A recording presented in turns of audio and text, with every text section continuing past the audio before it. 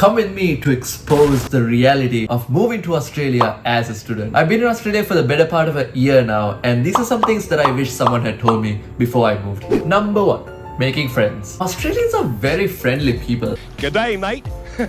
But a certain thing that I've noticed, especially in Sydney, is everyone's so wrapped up in their own lives. There's an overall sense of community that's lacking. Because you can still find it if you go to Harris Park, there's a huge Indian community there. If you go to Seven Hills, Toongabbie or Pendle Hill, you can find a big Sri Lankan community. If you go to Cabramatta, you're going for the Vietnamese food or the Vietnamese people. If you go to Burwood or Stratfield, you can find a lot of Asian people there. If you go to Manly Beach, you're just looking for white people there. But what's important to you as an international student is that there may be times where you'd feel very lonesome and where you're searching for that sense of community. And that's why making friends is such a big deal, because they really become your home away from home. The process from transitioning to a whole different country, to getting a new job, to having a terrible day, to doing poorly in an exam, they just all like made better when you're sharing that with friends. And it's such a wonderful thing because all of you are going through this exact same stuff, this exact same changes and process in life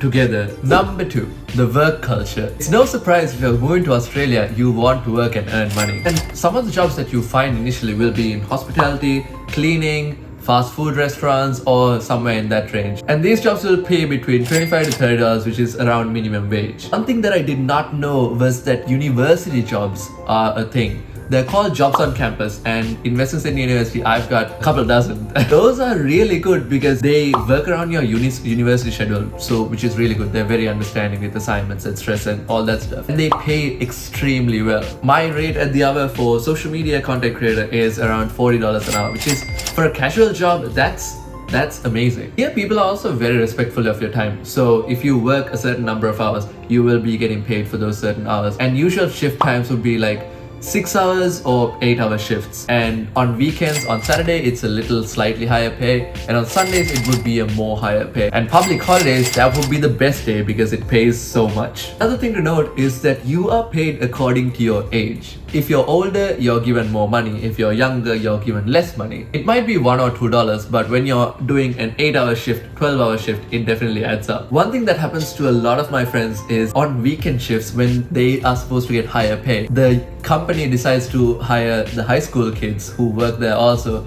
on the weekends because they can pay them less. So that results in like shift cuts, and like you don't really know because you don't, it's very usually a casual position. So your hours aren't set, so there's no negotiations or anything. If you get a shift, you get a shift. If you don't, too bad. Number three, earning and covering your expenses. This is by far the one thing that everybody should know before coming here. Covering your expenses in Australia means covering rent, groceries, travel expenses, eating out, or any other expenses you might have. The one thing that everybody wants to know is if you can pay your tuition fees by working part-time casually. And that's very tough. Tough because it doesn't make sense on paper. If you get paid $25 an hour for 24 hours, which is the limit after July of 2023, you'll be making around $600 per week, which is very good. But rent would be around $300 if you're living in Sydney. Eating out, you'd spend at least $20 per meal. Travel expenses, you need around like $50 for a week, depending on where you travel to, where you work and stuff like that. For groceries, for $50 to $100, you should be fine for a week or two. And that pretty much leaves you with like $100 to $150 with savings, assuming there's no other expenses. When this becomes the case for a week, for a month, you're saving maybe $400 to $600. But for a semester of 3 months, you must be at most saving about $1,000 to $1,500, which isn't really enough to cover tuition costs. Of course, there's exceptions to this where some people get paid more, some people work more hours with cash in hand jobs. I do want to warn you against anyone who kind of says that they are comfortably covering their tuition and expenses, everything by themselves. Either they have a very good high paying job, or they're doing their degree part-time, so they have to pay less for less units, or they may have a scholarship. But I'm just saying that you might not know the whole story, so take that information with caution. Number 4,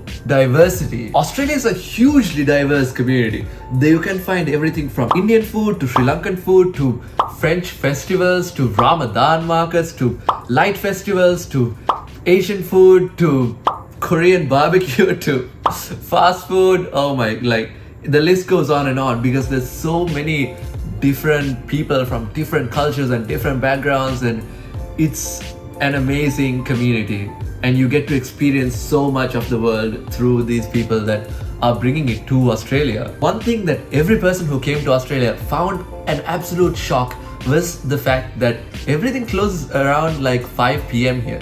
Shops, outlets, you name it. Only food places will stay open till like 9 or 10, but that's the maximum. It's very hard to find a place that's open after like 10 p.m. Number 6, accommodation. Now, rent in Sydney is pretty expensive because it's going through a housing crisis. One thing I do recommend for international students or students coming to Australia is university accommodation is a very good option, definitely to start off with. It's close to campus, you'll have free Wi-Fi, like most of the facilities that you need will be right around you. There'll be events and stuff so you can like go and meet people, and the proximity really brings everyone together. So I definitely recommend it if you're just moving to Australia. After that, however, you'll probably want to move out to an apartment or a house with your friends or something like that.